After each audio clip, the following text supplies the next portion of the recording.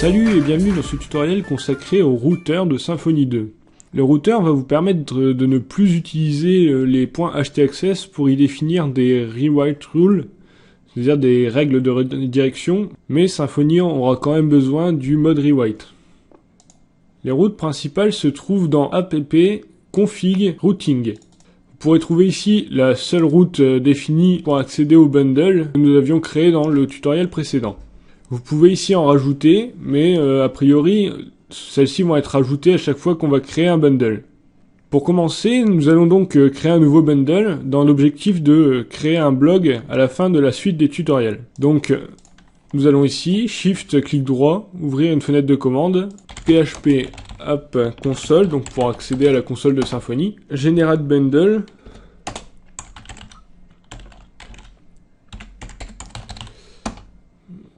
l'espace de nom, il va être tuto / blog bundle. On va mettre ici blog bundle. La source nous plaît donc c'est bon. On va mettre du YAML et on va générer la structure du bundle. On confirme la génération, l'ajout au kernel et vous voyez ici l'ajout automatique au routing, c'est-à-dire l'ajout à ce fichier ici du fichier qui gère le routing du bundle. C'est-à-dire que chaque bundle a son fichier routing et est importé dans le fichier global de manière automatique à la génération du bundle. Donc nous validons et vous pouvez voir que le block bundle a été rajouté au routing principal. Allons voir maintenant ce qui se passe dans ce routing.yml. Pour ceci, on va se diriger dans le dossier source, tuto, block bundle qui vient d'être généré donc, et dans les ressources, dans les configurations, vous pourrez voir le routing.yml. Par défaut, c'est toujours la même route qui est générée, c'est-à-dire un hello world tout bête avec le hello et une variable derrière. Pour bien comprendre tout ce qui se fait dans ces fichiers, on va commencer de zéro. Une route, c'est quoi? C'est un nom de route qui nous permettra plus tard de générer des URL depuis ce nom en ajoutant quelques paramètres si besoin, suivi d'un motif, comme on le ferait dans le point htaccess, puis d'un contrôleur qui sera appelé avec une certaine action et possiblement des paramètres. Pour terminer, il y aura aussi des variables get, comme nous le ferions avec de l'URL rewrite encore une fois. Donc nous allons commencer par créer la page d'accueil de notre blog. Pour cela, on va créer une route qui va s'appeler blog home. Donc vous mettez le nom de votre route, 2 points, et ensuite vous allez à la ligne et n'utilisez pas la tabulation donc, mais 4 espaces. 1, 3, 4. Il faut indiquer le motif, donc pattern. On va mettre ici tout simplement slash, qui sera donc redirigé vers notre contrôleur principal à la méthode indexAction. Donc je crée ici default. Et nous passons ici uniquement le paramètre contrôleur. On va donc ici indiquer le chemin vers le contrôleur, donc dans le block bundle. Puis dans le contrôleur public, on créera plus tard un contrôleur admin pour la gestion. Et donc, puisque c'est la page d'accueil, on va mettre index. On va enregistrer ce fichier de routing. Nous allons donc maintenant créer ce contrôleur. Pour cela, on va se rendre dans le dossier contrôleur et créer un nouveau fichier. Comme d'habitude, donc PHP, on crée un espace de nom pour ce contrôleur qui sera tout simplement le chemin. Donc ici, tuto, block bundle et contrôleur. Comme vous pouvez le voir ici, donc en partant de source, tuto, block bundle, contrôleur. On va enregistrer donc ce fichier sous le nom de public contrôleur et y créer une classe donc public contrôleur.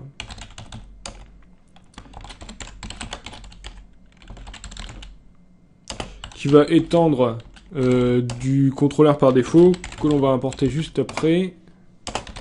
Et nous allons créer une fonction index, donc index action, qui ne prend rien en paramètres et qui va simplement retourner une nouvelle réponse pour tester pour le moment. Donc ici, accueil du blog.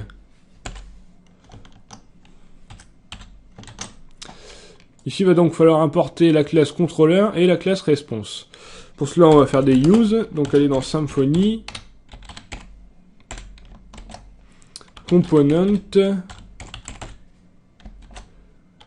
http foundation et response. Pour le contrôleur, il faut aller dans use, dans Symfony, bundle, framework bundle, contrôleur. On enregistre le tout et on va essayer donc d'accéder à notre URL et vérifier que cela fonctionne bien. On avait donc défini blog. Donc il y a une erreur parce que j'ai dû me tromper dans le routing. En effet, j'ai oublié le S ici. Donc on va réessayer. La route n'a pas été trouvée. J'ai oublié de rajouter dans le routeur global le préfixe ici. Donc notre blog va toujours être préfixé de blog. Donc pour bien séparer les contenus, je mets donc ici un préfixe blog. Et ainsi j'aurai évité de le mettre à chaque fois dans mes routes ici. On va donc recharger la page. Et voilà, cela fonctionne. Nous avons donc bien l'accueil du blog. On va maintenant associer à cette page une template. On va donc ne plus avoir besoin de la response. On va renvoyer un nouveau template. Render. On va aller chercher donc le template dans blog bundle de point public. J'ai choisi de prendre un nom de dossier qui soit le même que celui du contrôleur pour retrouver plus facilement les templates associés. Et donc appeler ma template index.html.twig. Le .twig c'est obligatoire si vous utilisez le moteur de template Twig. Vous pouvez si vous voulez faire des templates en PHP, mais moi je préfère les faire avec Twig, donc voyez la documentation si vous voulez de plus amples détails. Nous allons continuer en créant une vue dans le dossier View. On va commencer par créer un nouveau dossier, public, et y insérer un nouveau fichier dans lequel pour le moment nous allons mettre simplement l'ossature d'une page HTML classique, donc que j'ai copié au préalable. Vous pouvez donc ici changer le titre si vous le souhaitez et mettre ce qu'on veut dans le body. Nous allons donc simplement tester ici en affichant un texte pour dire que c'est sur l'accueil.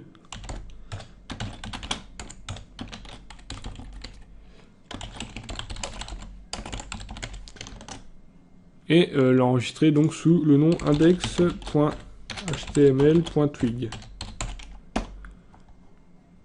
Voyons si ça a bien fonctionné. Donc cela fonctionne bien. Nous allons pouvoir continuer à paramétrer nos routes dans notre routeur, puisque notre but aujourd'hui est de comprendre comment fonctionne le routeur. Nous allons maintenant créer une route blog page. Lorsque nous naviguerons à travers les différentes pages du blog, il faudra bien créer une route, donc on va créer un pattern qui va être simple, c'est-à-dire qu'on voudrait avoir le /blog, /page et / le numéro de la page. Donc ici on voudrait le numéro de la page. Pour récupérer ce numéro, on va utiliser les accolades et mettre le nom de la variable que nous voulons entre les deux. Nous on va mettre page. Et nous allons maintenant mettre le default, donc la même chose qu'au-dessus, à part que on va changer ici le index en page, puisqu'on va faire plutôt une page action. Par contre, ce que l'on aimerait bien, c'est que la page ici soit à coup sûr un chiffre. Pour ça, Symfony nous aide et nous propose les requirements. Donc les requirements, ce sont des règles en fin de compte qui vont être appliquées aux variables pour être certaines qu'elles rentrent bien dans le type que l'on veut. Il faut encore décaler donc d'un cran et mettre ici le nom de la variable et lui indiquer une forme obligatoire. Donc un numéro de page est un chiffre, donc je vais mettre \d pour dire que c'est un nombre, c'est une convention de Symfony. Vous pouvez vous renseigner sur la documentation si vous le souhaitez. Je vais enregistrer, nous allons compléter notre contrôleur avec une page action, comme ceci, et retourner vers une nouvelle template que nous allons créer. et simplement afficher dans la template le numéro de la page. Donc ici, page .html.twig et créer donc ici dans le dossier public un nouveau fichier qui sera inspiré du précédent. Simplement ici on va mettre par exemple blog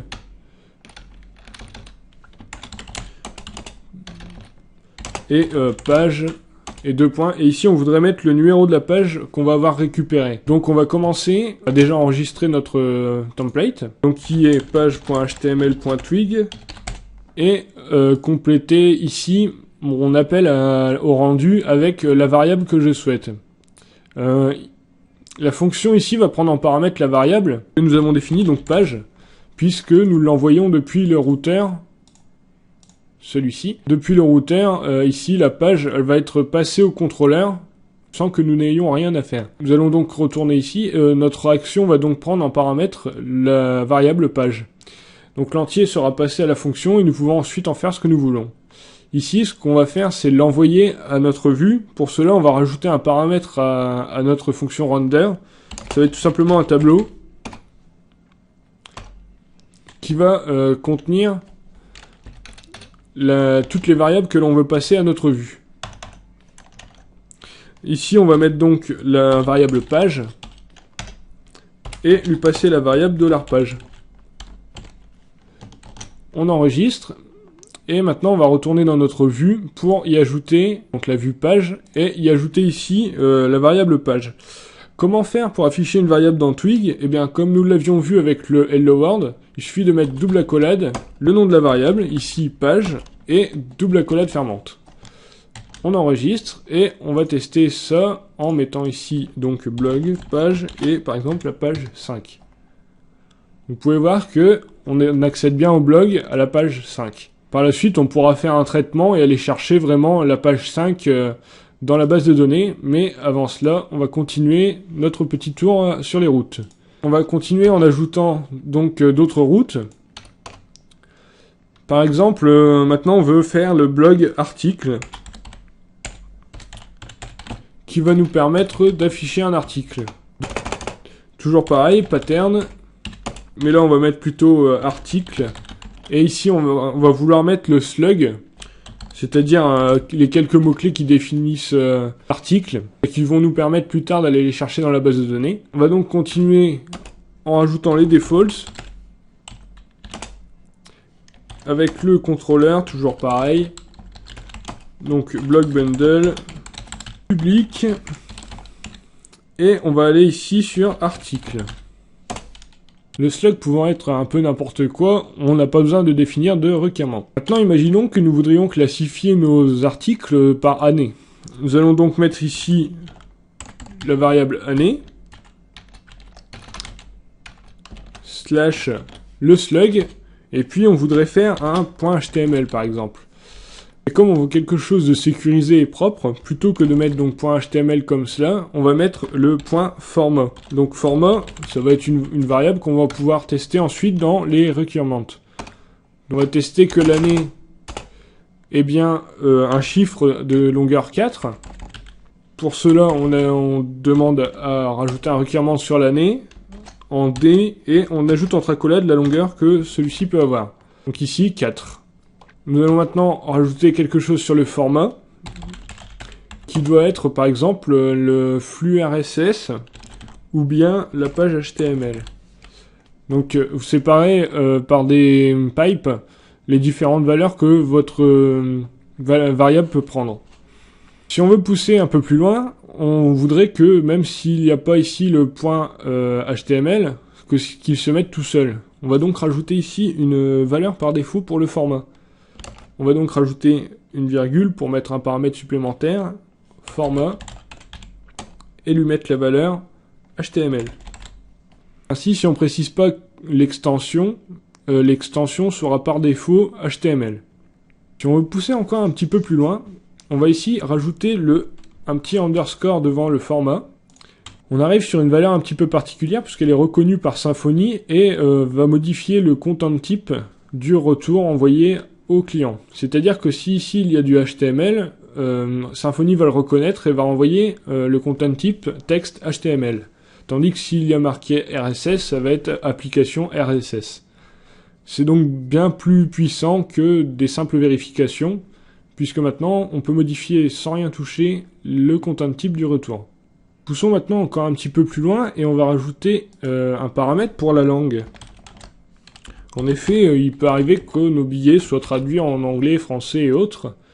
Donc nous allons rajouter ici un requirement sur la langue pour qu'elle soit française ou anglaise, histoire que les gens ne vous mettent pas quelque chose ici que vous n'ayez pas défini et que tout explose dans votre site. Donc on protège, mais encore une fois, Symfony va vous aider puisqu'il propose quelque chose qui s'appelle la locale. Pour cela, vous faites appel à local, et ici underscore local, et cette locale va pouvoir peut-être être détectée automatiquement, auquel cas celle-ci va être renseignée à votre page.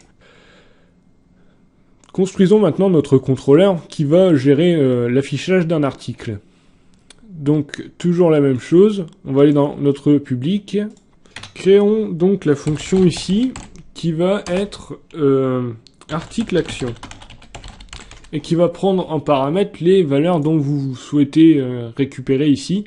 Donc ici nous on va avoir besoin que du slug, de l'année et de la locale. Le format étant juste pour filtrer ici, autrement on n'en a pas besoin dans le contrôleur donc on va pas le prendre. On va donc dans le contrôleur, ici entrer le slug, l'année et aussi la locale. On va retourner encore une fois un template twig, on va se rebaser sur celui-là et lui passer tout simplement le slug,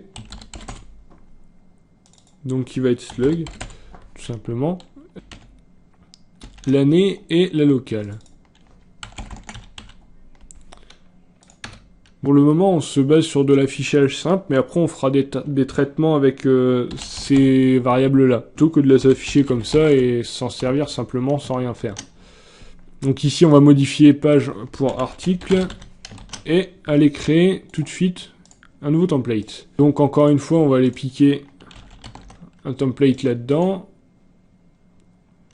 et rajouter donc ici, on va simplement afficher le slug ici en guise de titre, suivi du format ici. Et pour finir, on va afficher également l'année de l'article.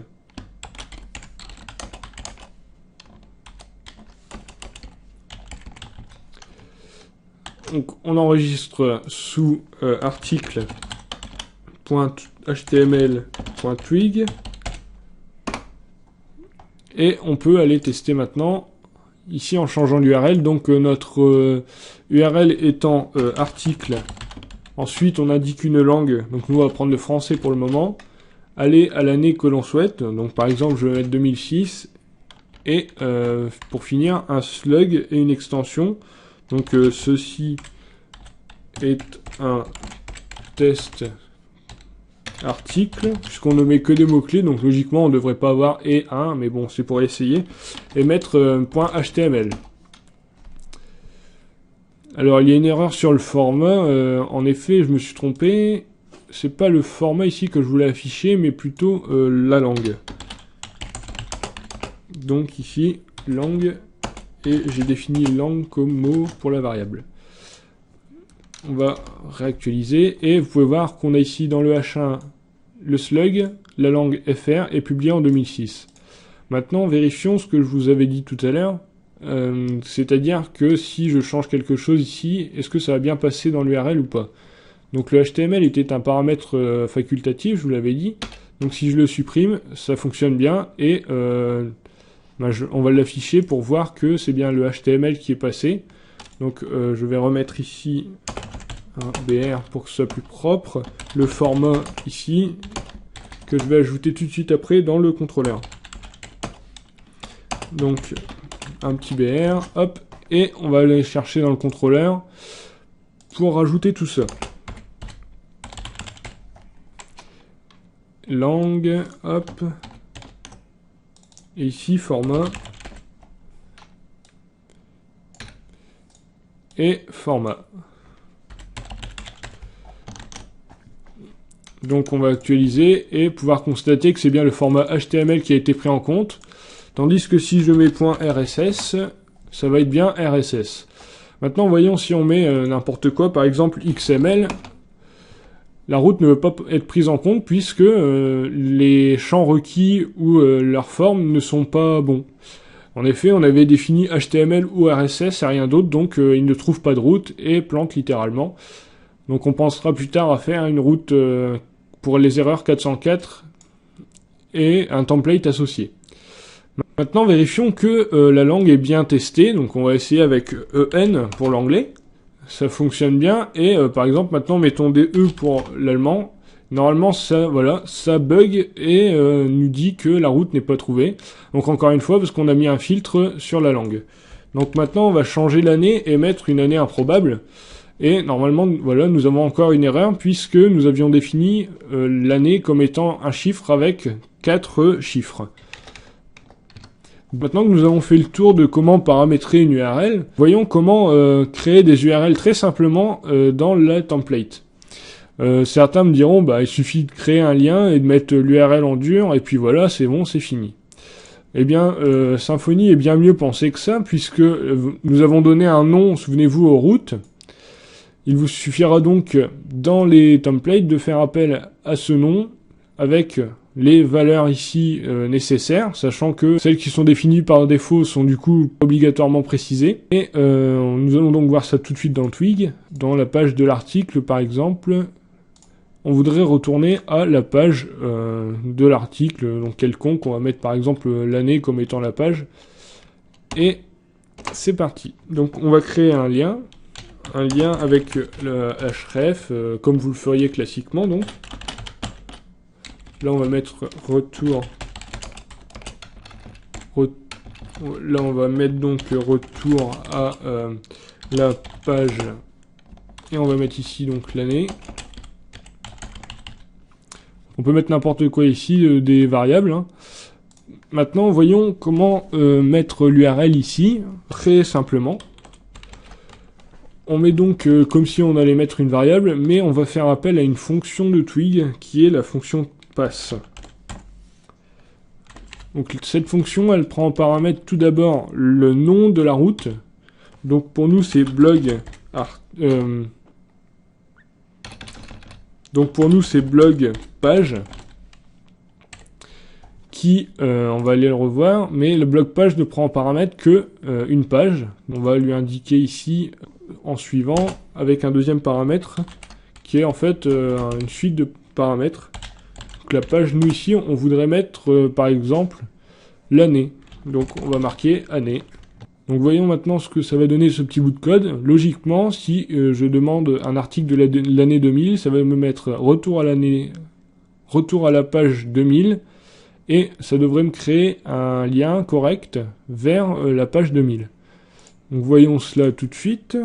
Donc Symfony me déclenche une erreur, puisque ici j'ai indiqué que le fil devait prendre en compte un seul chiffre, le D tout seul étant similaire à une accolade 1 et fermer l'accolade, alors que je voudrais plus de pages, bien entendu, il faut rajouter donc un plus derrière. Je vais donc aller modifier ça dans les routes et mettre ici un plus. Ce qui signifie donc un ou plusieurs chiffres. J'actualise et vous pouvez donc ici voir le lien retour à la page 2000 et si on clique, on va bien sûr arriver sur la page 2000. Donc l'URL a été bien formatée. Alors certes c'est pratique, mais voyons encore en quoi c'est très très pratique. Tout simplement si demain l'envie me prend de changer cette route ici, et que par exemple je veuille rajouter que ici je veux plus page, mais juste P, eh bien je modifie la route ici uniquement, et tout va être modifié dynamiquement. Donc si je retourne ici, la page va être bien P, et tout fonctionne comme avant. Ça permet d'avoir une très grande souplesse sur notre projet et sur les routes qui peuvent être après optimisées notamment pour le référencement en un clin d'œil. Ce tutoriel est maintenant terminé. Si vous avez des suggestions à propos du tutoriel ou des petites corrections à apporter, n'hésitez pas à les poster en commentaire. Si vous avez des questions relatives au tutoriel, vous pouvez les poster sur le forum ou venir les poser en direct sur le channel IRC.